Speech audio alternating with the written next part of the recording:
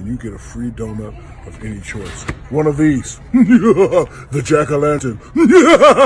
The chocolate ice. As long as I can remember, the second fall began, my parents made sure to make it absolutely impossible to celebrate anything they deemed bad. Not because they were overprotective or anything of that sort, but because of their religious beliefs.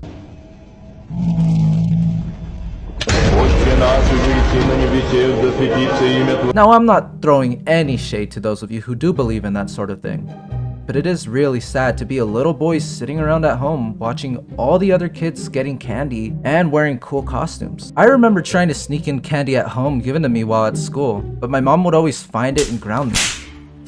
I've been grounded for much less anyways, like that one time I had a Pokemon card. Pokemon. Pocket Monster. The spiral. And it stands for what?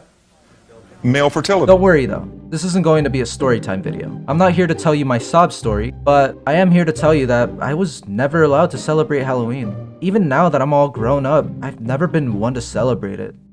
I guess my parents did a pretty good job grooming me into not having interest in it. Even if I was interested in celebrating Halloween, I'm probably a little too old for it now. No one wants to see a grown-ass 19-year-old walking around in a Hawk-Tuah costume asking for candy. And I can also say for damn sure you will never catch me in one of those washed-ass college Halloween parties that completely ruin the spirit of Halloween. Besides, I know everything about Halloween. Just like how The Nightmare Before Christmas is actually a Christmas movie. Who am I to say what the spirit of Halloween is if I've never celebrated it? If there's one thing I can say for sure is that Halloween isn't some crazy satanic ploy to celebrate the devil's birthday. I take it that some of you may believe it as such, but it all really depends on what you make of it. I even have an aunt that says Christmas trees are satanic. Hoy simplemente vengo a decirte Feliz Navidad y próspero año nuevo. It's really easy to label anything you want as bad.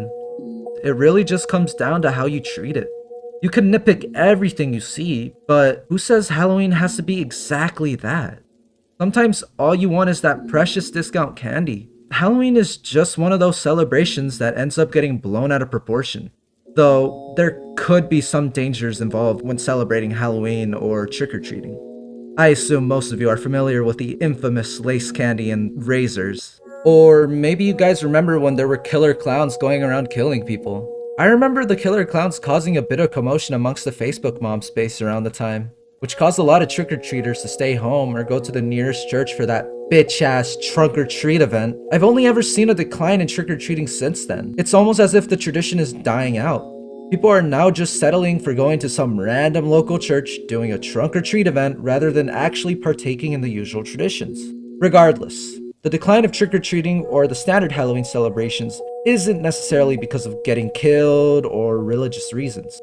It seems to be becoming less relevant for some kids nowadays.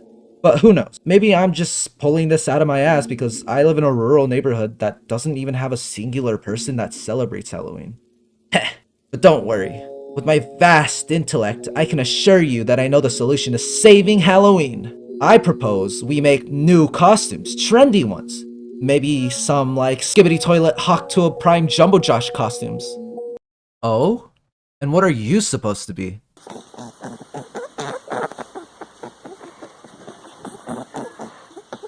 I don't know what Banicula is. I think your costume sucks. Jesus Christ, do you guys actually like that thing? Alright, I'll admit, the costumes nowadays have gotten a bit bland. It's become basic corporate slop, just trying to sell some bland-ass costume that's affordable, but simple. I blame Spirit Halloween for that, the fucking parasite of fucking costumes. It finds an abandoned lot or building and fucking devours it, spreading its influence on bare minimum costumes. We genuinely need more autistic costume creators out there making goated ass costumes instead of buying that Hawk-Tuah girl costume set. Okay, I can't keep it a secret anymore. I'm going to be the next special guest in the Talk to a podcast. Listen, the moral of the story here is that Halloween can be anything, from corporate slop to a bastardization of what it was before, to even another frat party. I'm not here to tell you how to celebrate Halloween. If you want that corporate slot Paktua costume, by all means, enjoy it. Don't be afraid to get out of your comfort zone. Don't be discouraged to celebrate what you want and how you want it. Halloween doesn't have to be the standard spooky stuff that all those Facebook moms are afraid of. Basically, what I'm trying to say is that nothing is sacred, and you can't live your life in constant fear that everything you do is bad. So go out, have fun, touch grass, do whatever the fuck feels right for you. Go and have that simple bag of discounted M&Ms. The moment someone starts giving you flack for what you want to do, make sure to run them over with a trunk or treat car filled with lace candy and razors.